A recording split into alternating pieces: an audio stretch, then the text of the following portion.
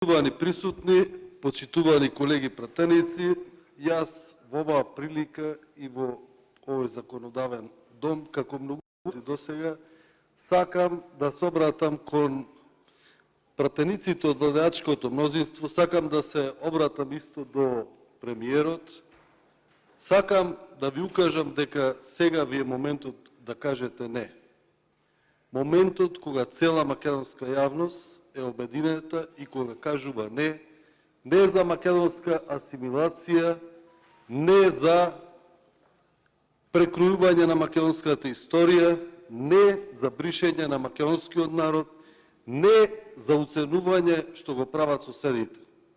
Јас сакам да го повикам премиерот да каже повтор пат не, бидејќи еднаш го кажа своето не, кажа дека францускиот предлог е лош, кажа дека францускиот предлог е катастрофален и пред само еден месец го оцени дека тој предлог е недостоинствен и предлог кој не носи ништо добро на Македонија. И навистина сите се согласивме дека е така. Меѓутоа, не знам од кои причини се предомисли и денес и изминативе денови го донесе тука во собранието на Република Македонија овој предлог, иако тој можеше самиот да го подпише и да го даде на согласност вака штетниот и катастрофален предлог, како што и самиот премиер не убеди дека е лош. Мислам дека ова е пракса на штетни договори што го ги прави Република Македонија предводена од владата на СДСМ.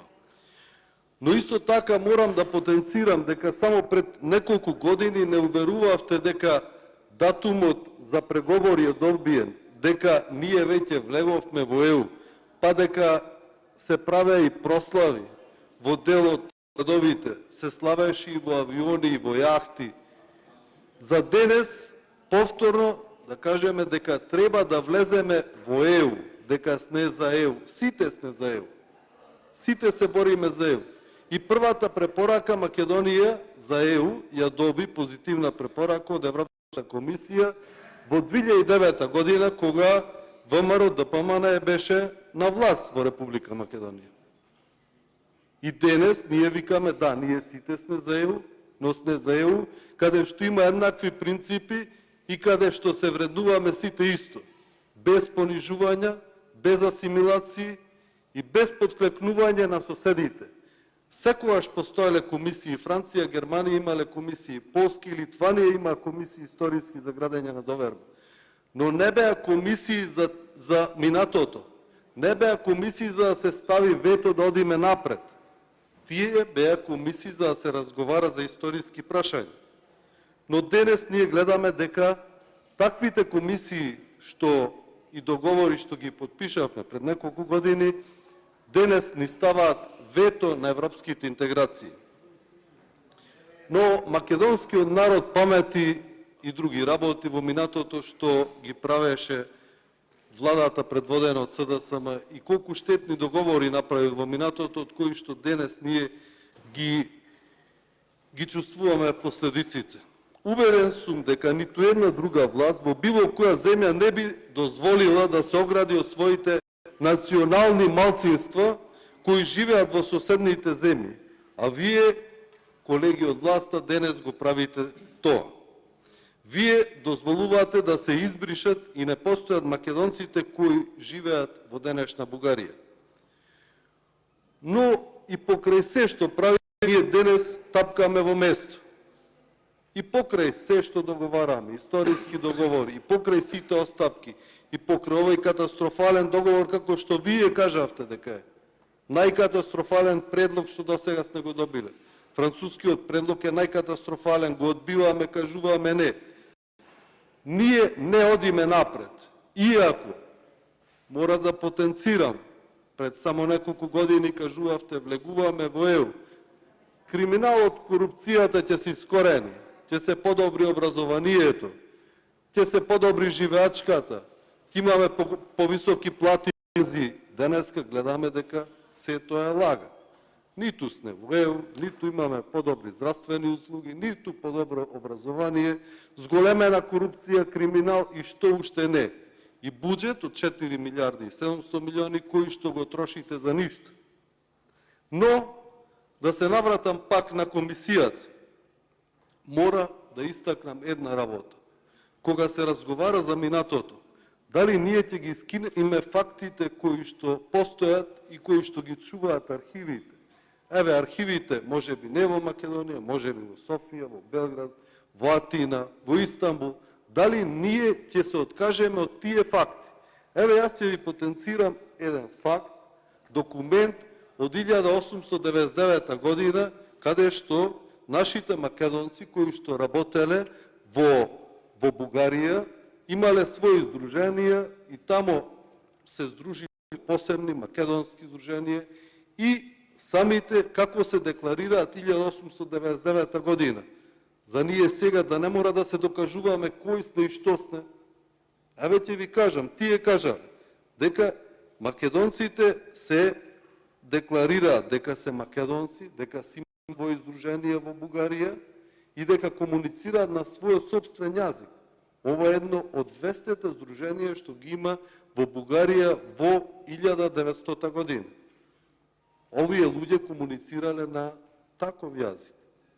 Ние денес сакаме да го нарушиме континуитетот. Ние денес сакаме да зборуваме за нешто што не сме. Ние денес да разговараме за работи кои што се случиле през 100 години и за кои што имаме пишани документи. Овој документ е од архивот во Софија. Не е овој од мене измислен, не е овој документ некој да го донесе тука или да го копира. Ова е оригинален документ пронајден од мене во архив во Бугарија, каде што кажуваат дека македонците се македонци. Уште во 1899 година, па се до 1945 година. Значи, континуитетот постоел. Зошто ние вуваме во замката дека сакаме да го скратиме нашиот континуитет и да оставиме простор на некој да размислува и да мисли дека ние сме постоеле од 1945 година.